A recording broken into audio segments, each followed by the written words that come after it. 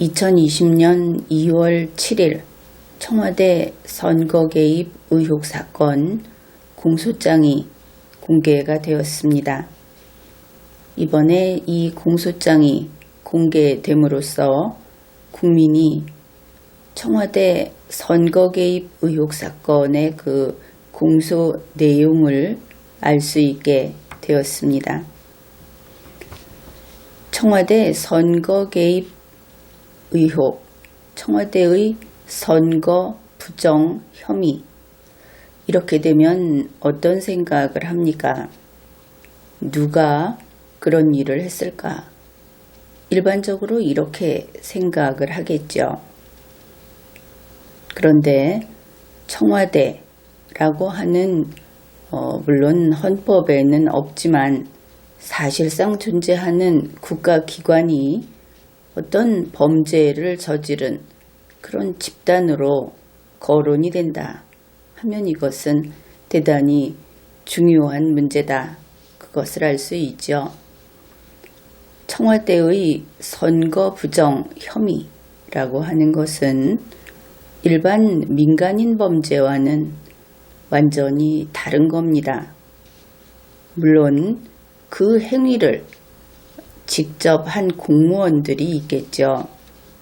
그렇다 하더라도 이것은 공무원 개인이 사익을 추구해서 저지른 범죄와 또 다른 것이다.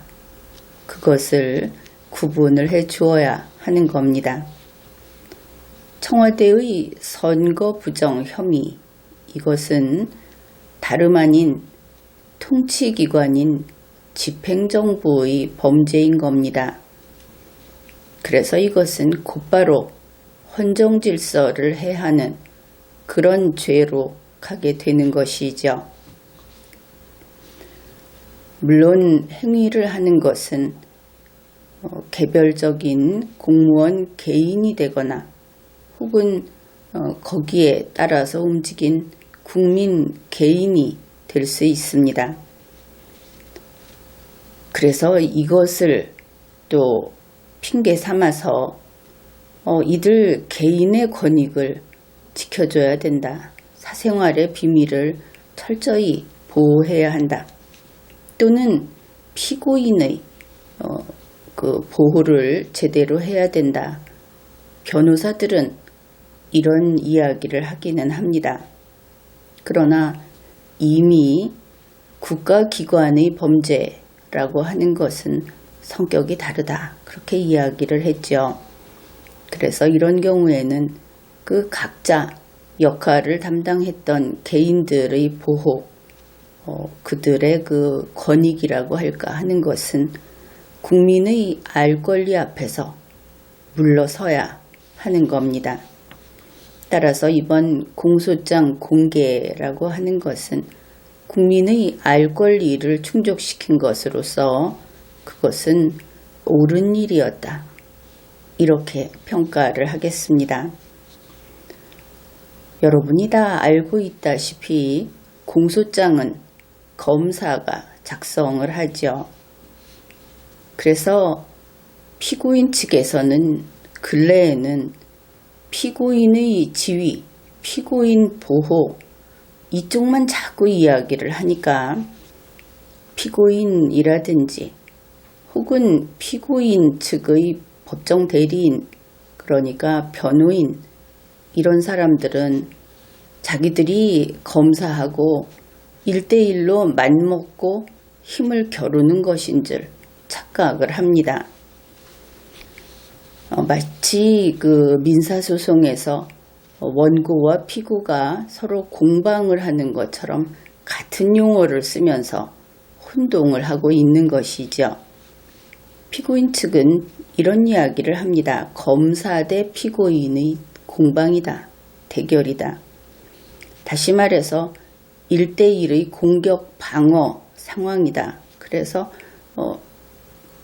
자기들도 공격을 할 수 있고 검사도 방어를 해야 되고 이런 식으로 이야기를 하고 있는 것이죠. 그래서 피고인의 방어권 이런 말까지 나오고 있습니다.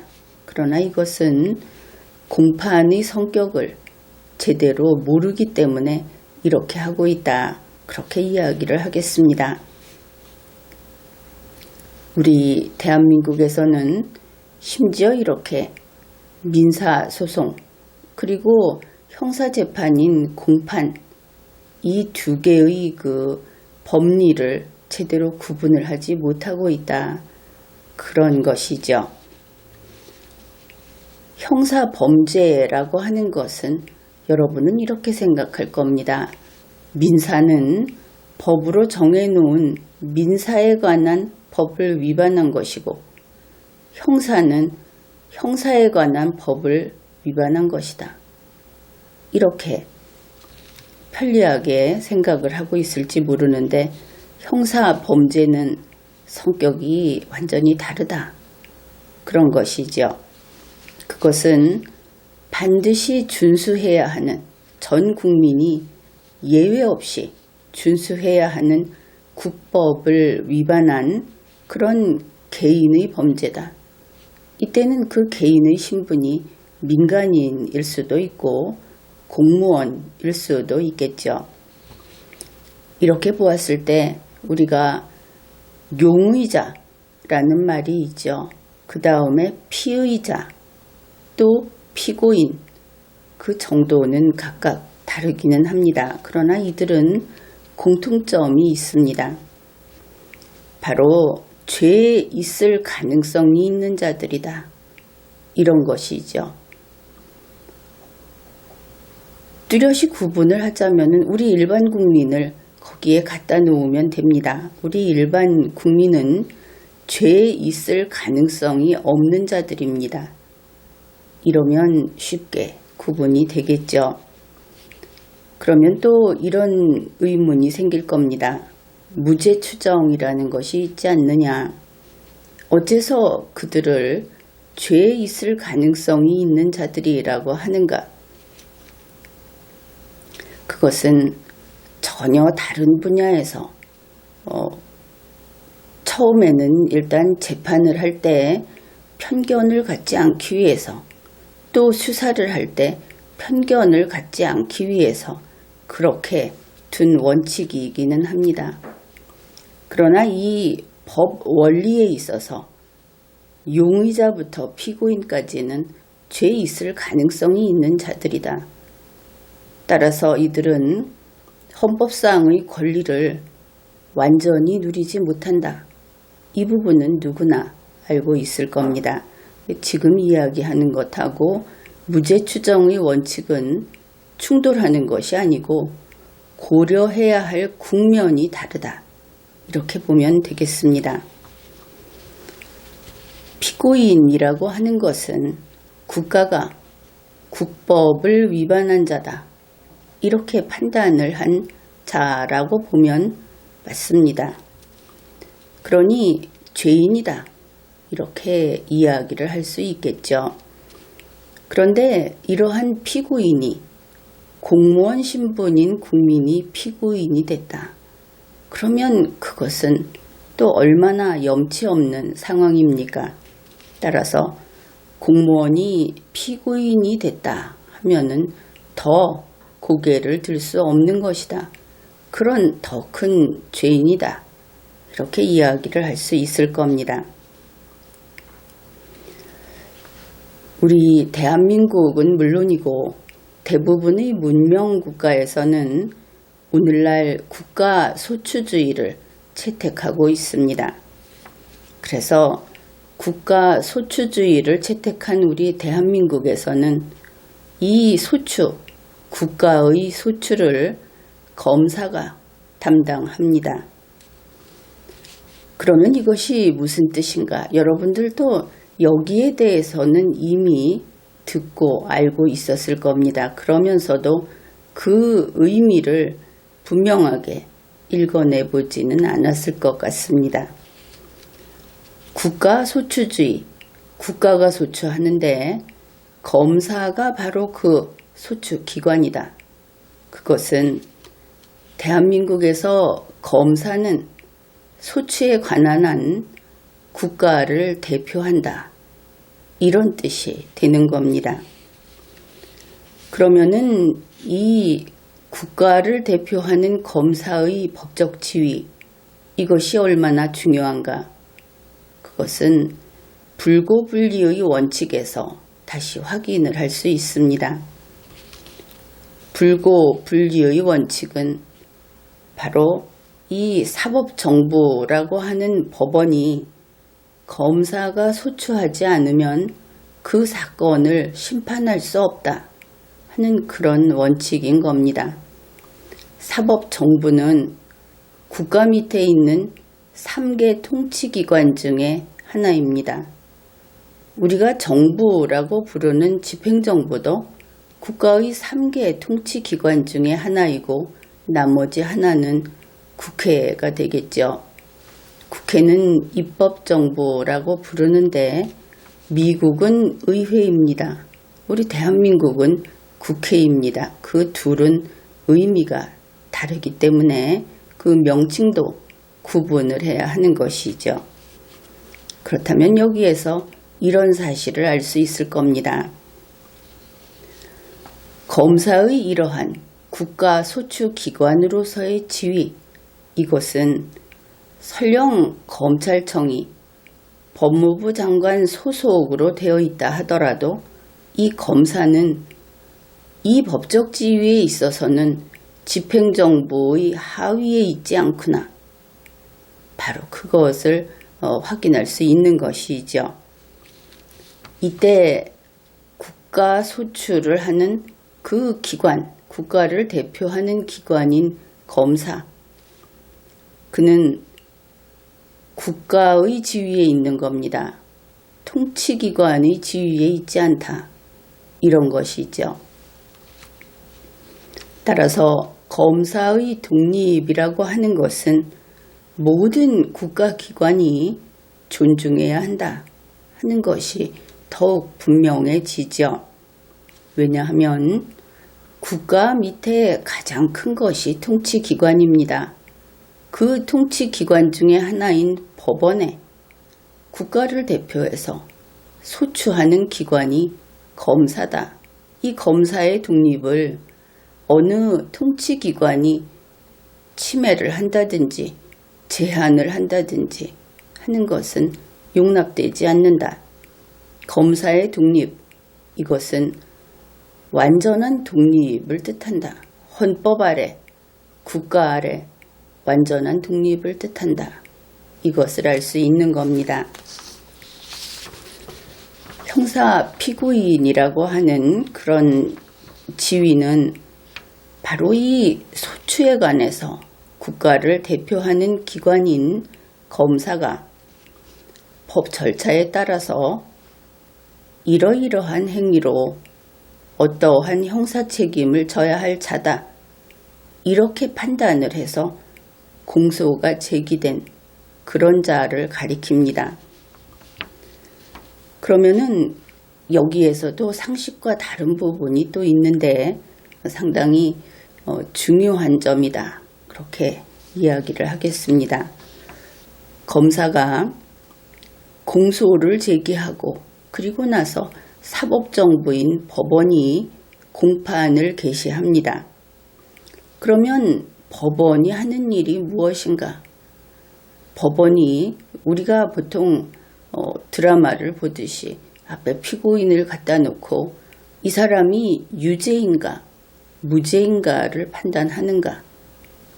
그것은 그렇지 않습니다.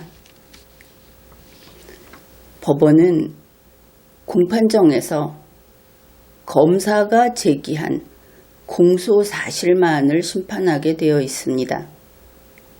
우선 거기에 제한이 된다 하는 것이죠. 사실 법원도 틈만 나면 이 한계를 뛰어넘는 그런 짓을 합니다. 그러나 그것은 안 될 일이다. 앞으로는 그런 일 때문에 법관이 처벌을 받는 그런 날이 올 것이다. 그것이 헌법이 제대로 집행되는 것이니까 이렇게 이야기를 하겠습니다. 검사가 국가를 대표하는 소추기관인 검사가 공소를 제기하지 않으면 법원은 공판을 하지 못합니다.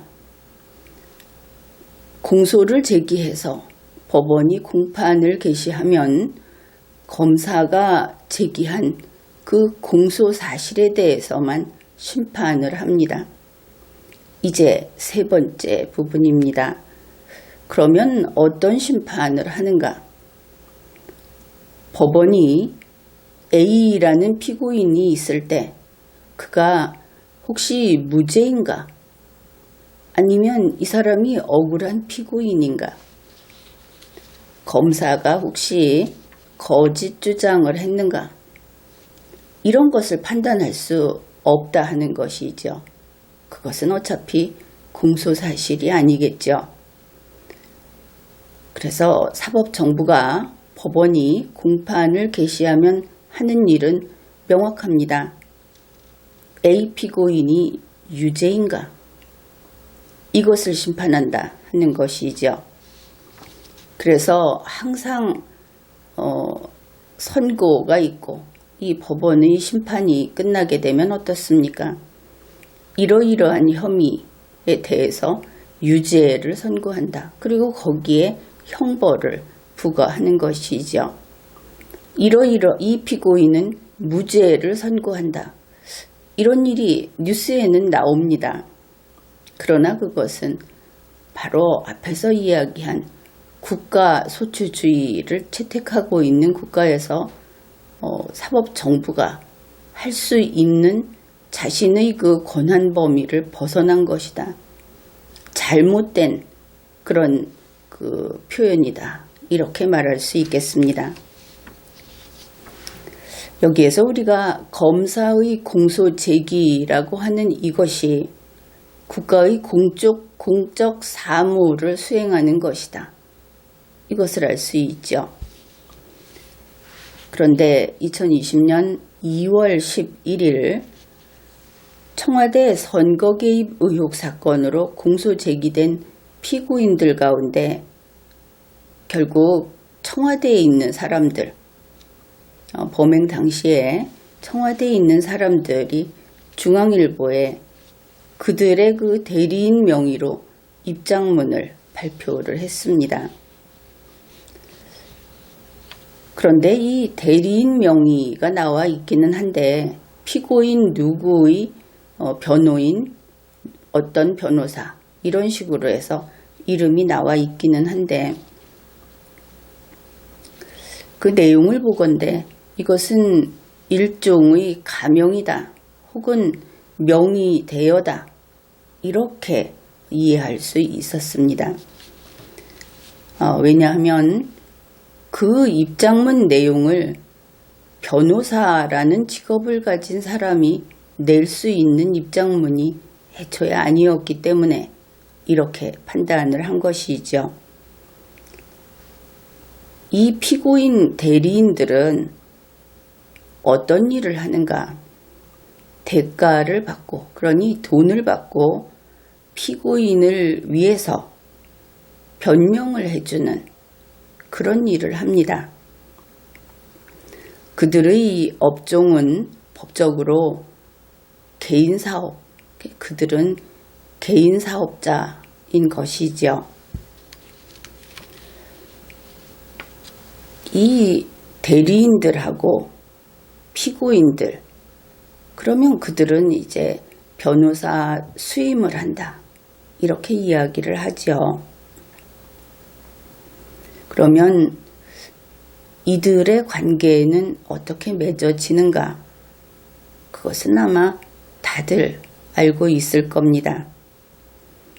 다름 아닌 민간인인 피고인, 공무원이든 뭐든 공무원은 아니니까 민간인인 이 개인사업자, 이들이 서로 계약을 맺음으로써 이 대리관계, 특히 이 법적인 변명을 해주는, 대신 변명을 해주는 이런 관계가 형성됐다. 그런 것입니다. 그러면은 이 개인사업자인 변호사, 그들은 공무원은 아니다. 그것은 분명하죠. 현재 문제가 되는 것이 법원조직법입니다. 그래서 이 법원조직법이 개인 사업자인 변호사를 법관의 자격이 있는 자로서 규정을 하고 있습니다. 그러다 보니 공무원이 공무수행을 해야 할 각종 국가직에 변호사가 걸핏하면 들어가는 것이죠. 지극히 사익을 추구하는 변호사가 이런 공무를 담당하게 되는 겁니다. 이런 면에서 이 법원조직법은 헌법에 위반되는 그런 법률이다. 이렇게 이야기를 하겠습니다. 법원조직법이 그렇게 규정을 하고 있기는 하지만 어떻든 변호사는 개인 사업자입니다. 그래서 국민이 혹은 의뢰인이 변호사에게 피해를 당해도 국가배상은 해주지 않습니다. 만일 어떤 특별한 관계에서 국가배상을 해준다 하면은 그것 또한 헌법 위반 문제가 되겠죠. 변호인이라고 하는 것은 바로 이 형사재판, 즉 공판과 관련해서 일정한 역할을 할 수 있는 그런 지위에 불과하다. 그런 겁니다. 사실 이들 대리인도 이번 입장문에서 스스로 밝혔습니다. 입장문 1번 부분에 이런 내용이 있습니다. 피고인의 이익을 위하여 변론하는 저희 변호인들, 그러니까 피고인 백원우, 장환석, 한병도의 이익을 위하여 일하는 그들이라는 뜻입니다. 공익이 아닌 것이죠. 이들은 바로 이 각각 피고인 개인의 이익을 위해서 업무를 수행하고 있다. 그것을 알 수 있습니다. 이것은 공익을 지키는 일이 아니고 국가의 이익을 지키는 일이 아니다. 그것이 검사와 중요한 차이점인 것이죠. 그래서 이런 내용들을 이번 입장문을 보면서 우리가 알 수 있는 것은 우선 다음과 같은 것들입니다.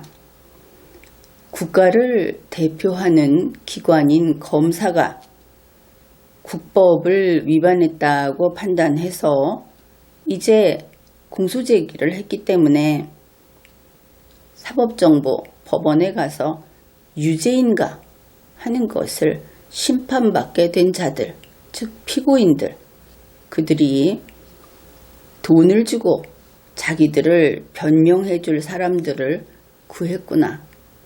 이것을 알 수 있죠. 변호인이라고 밝혔으니까. 그리고 이 공판정에서 예를 들어서 피고인 백원우 같은 경우에는 피고인 백원우를 위해서 공판정에서 변명을 해주기로 한 계약상의 채무자가 되겠죠. 이 계약 채무자가 언론에 입장문을 실었구나. 이것도 알 수 있는 겁니다. 그러고 보니 이거 대단히 이상한 일이다. 그런 생각이 들지요. 피고인을 위해서 이야기하는 것은 법정에서 해야 하는데 이들은 언론에 입장문이라는 것을 실음으로써 전체 독자, 사실은 국민을 대상으로 자기들의 목소리를 내고 있다. 이것은 계약 채무 밖의 일이고 이런 일을 피고인이 하는 것이 과연 되는가? 아무리 상업주의가 만연하는 시대라고 해서 이런 생각을 하게 되는 겁니다. 특이한 것은 이들이 이 언론의 입장문을 게재해서 변명하고자 하는 내용이 한정돼 있다. 본인들도 밝힙니다. 그러니까 이번 입장문에서 백원우의 계약 채무자, 장환석의 계약 채무자, 한병도의 계약 채무자인 이 개인 사업자들이 한 이야기가 한정돼 있다. 그러니까 울산시청, 울산지방경찰청의 사안은 관여하지 않겠다 그랬습니다. 일단 울산 버렸죠.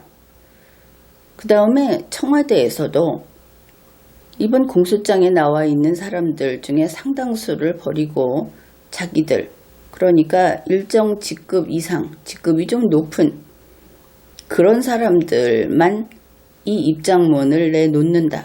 이렇게 한 겁니다. 그러면은 청와대 중에서도 상층부의 입장이구나. 그것을 알 수 있죠. 그들이 이야기하겠다고 한 것은 크게 세 가지가 됩니다. 첫째, 청와대가 울산지방경찰청에 표적 수사를 하명했고 그 수사 상황을 청와대가 직접 점검했다 하는 혐의. 이것은 공소장 3번과 4번 부분입니다. 이 내용은 공소장을 읽는 것이 옳겠죠. 두 번째, 청와대가 송철호 울산광역시장 후보에게 문재인 씨의 공공병원 대선 공약을 마련해 줬다. 그 대선 공약을 가져다가 지방선거 후보자의 공약으로 만들어줬다고 하는 혐의. 그와 맞물려서 청와대가 김기현 울산광역시장 후보 송철호의 경쟁 상대라고 할 수 있겠죠. 그의 산재모병원 공약을 선거일에 임박해서 예비적 타당성 조사 탈락을 발표함으로써 공약을 무산시킨 혐의. 이 두 개, 그것을 하나로 묶어서 이야기를 합니다. 이것은 공소장 5번 부분입니다. 세 번째로 청와대가 송철호 후보의 더불어민주당 당내 경쟁자, 당내 경선의 경쟁자가 될 임동호에게 고배 영사짜리, 행정각부의 차관짜리, 공기업 사장짜리 이런 것 등을 제안해서 불출마하도록 종용했다. 그러면 이 경쟁 상대가 불출마하게 되면 송철호 후보에게 이롭겠죠. 송철호 후보는 추대를 원했다 하는 것도 우리가 알고 있습니다. 그래서 경쟁자를 다 제거함으로써 단독 공천, 다시 말해서 추대가 이루어지도록 했다는 혐의. 이것은 공소장 8번 부분입니다. 그런데 송철호 후보의 그 부정한 행위는 공소장 7번도 살펴볼 필요가 있습니다. 거기에도 아주 중요한 그런 위법 행위 이런 것이 들어있으니까. 그래서 이 세 가지를 이야기를 했는데, 그리고 보면은 이것은 청와대 공무원 ABC의 입장문이라기보다는 청와대라는 집단의 입장문으로 보이죠. 그리고 지금까지 소개한 이 세 가지 경우는 모두 청와대가 하는 변명이다. 그것을 알 수 있습니다. 내가 이 행위를 하지 않았다 하는 것보다는 청와대가 선거 부정을 하지 않았다.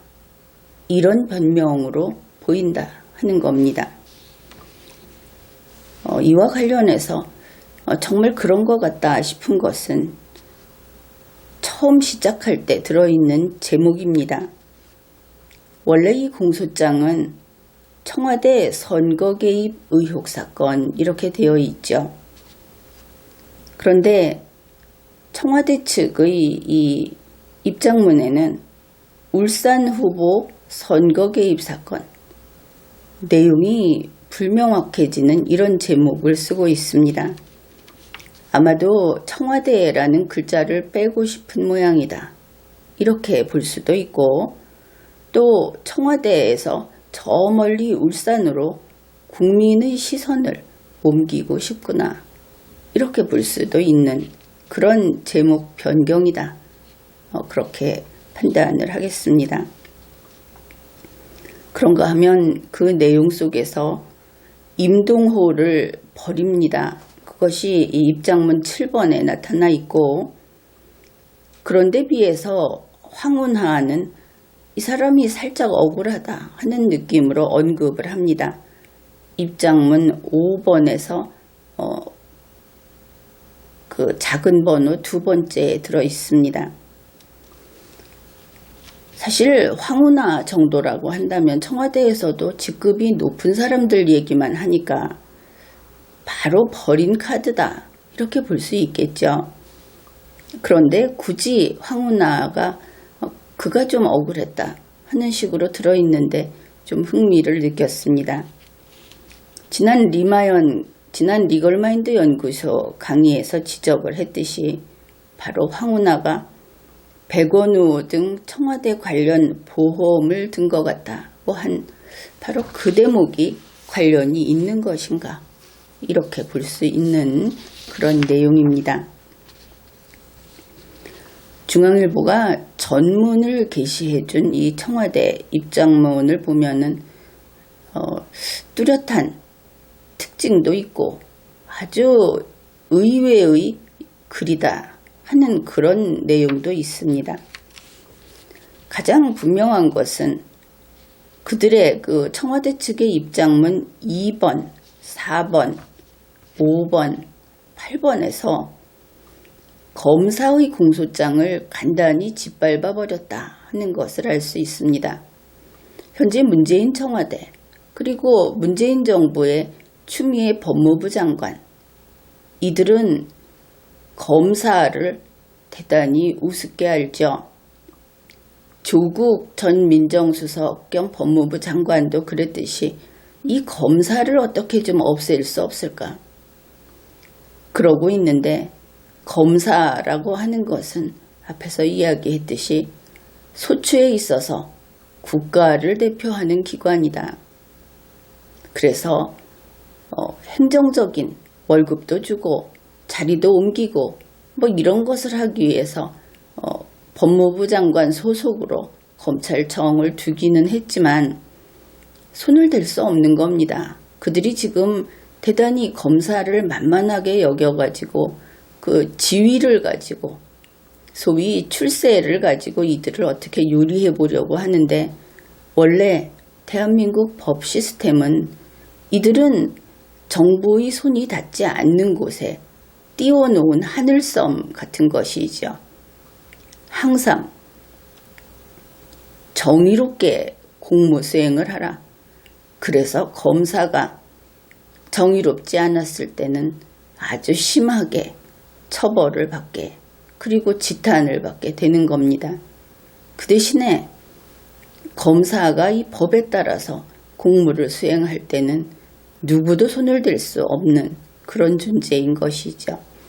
이러한 시스템, 전체 시스템을 모르는 문재인 정부, 그리고 소위 문재인 여당, 그쪽에서는 공수처라는 것을 만들어서 말로는 정의를 지키겠다고 하지만 실은 대한민국을 모르는 겁니다.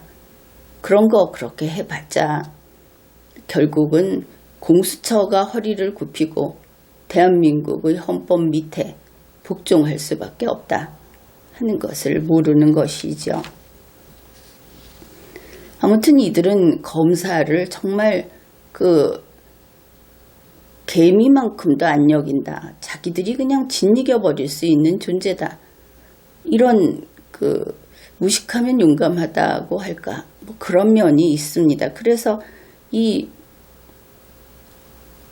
변호인까지도 이런 입장문을 내놨다. 사실 그 변호인들의 그 간은 그렇게 크지가 않아서 그들의 배포로 이랬을까?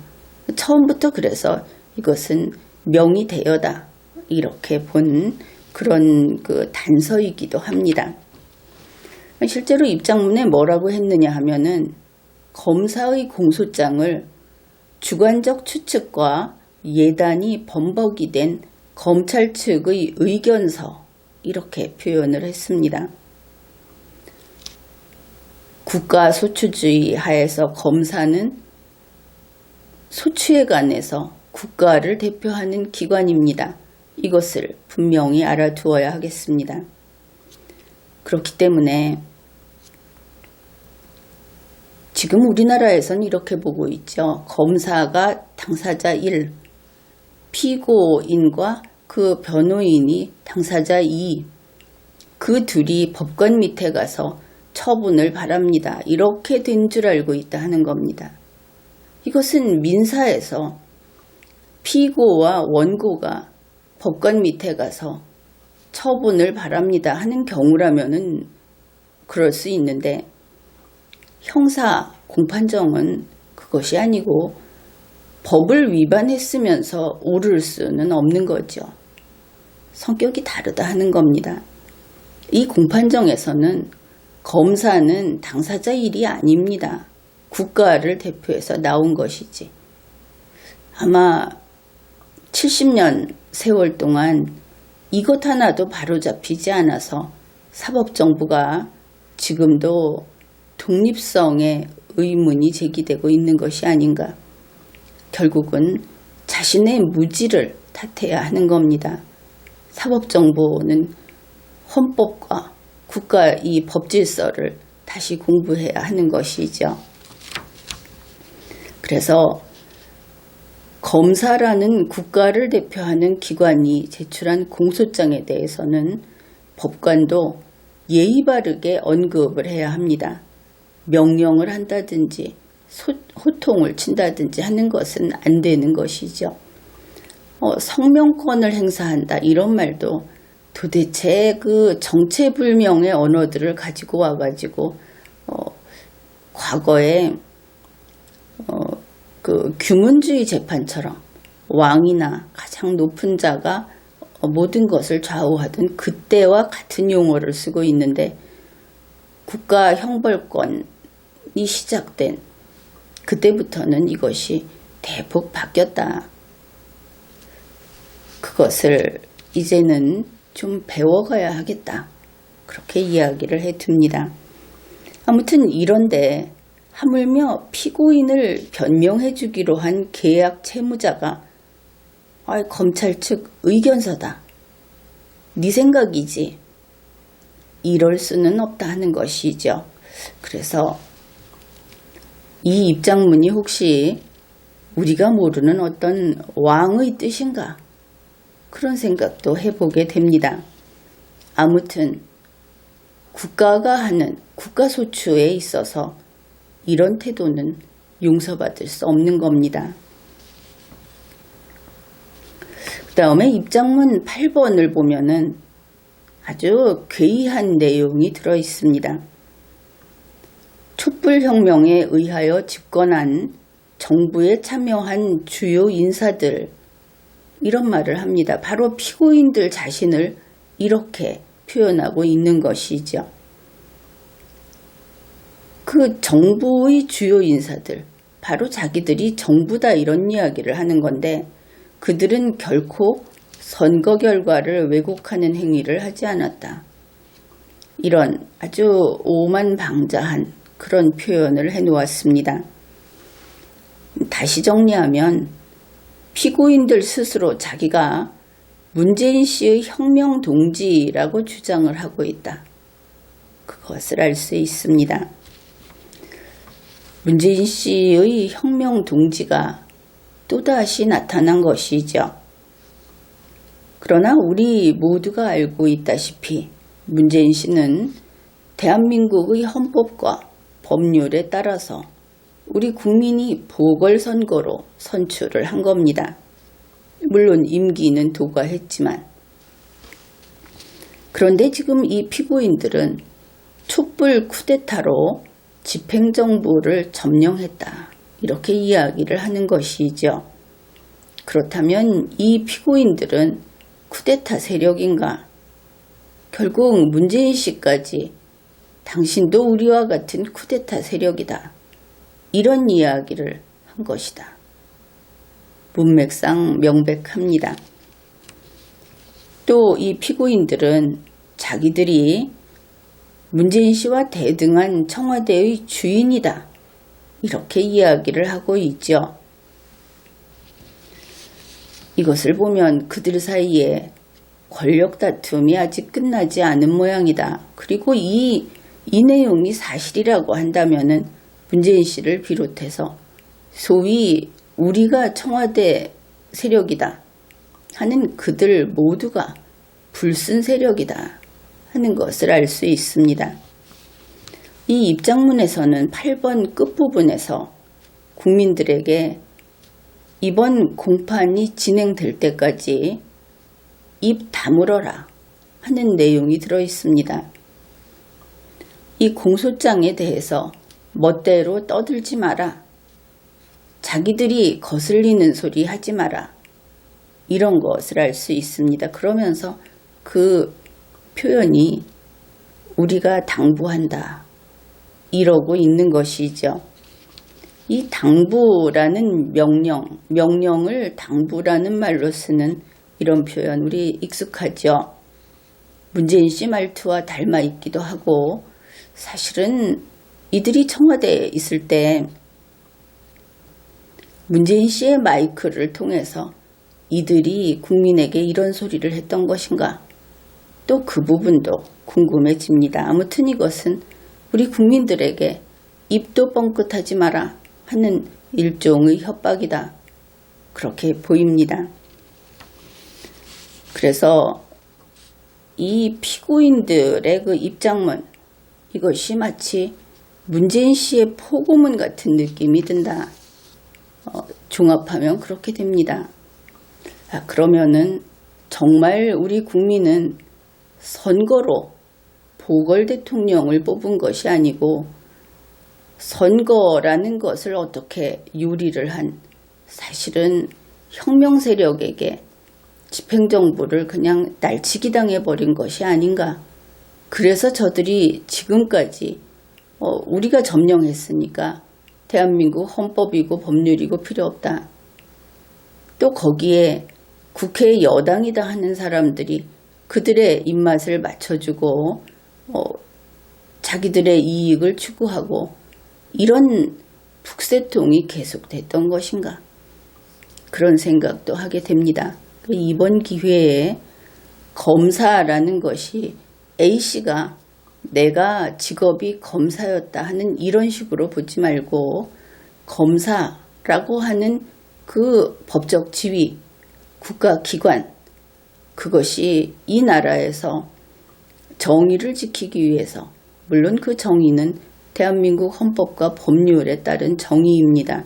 그 정의를 지키기 위해서 그들에게 아무도 영향력을 미치지 못하도록 그렇게 보장을 한 그런 지위다 하는 것을 분명히 알아두기로 합시다. 지금까지 리걸마인드 연구소였습니다.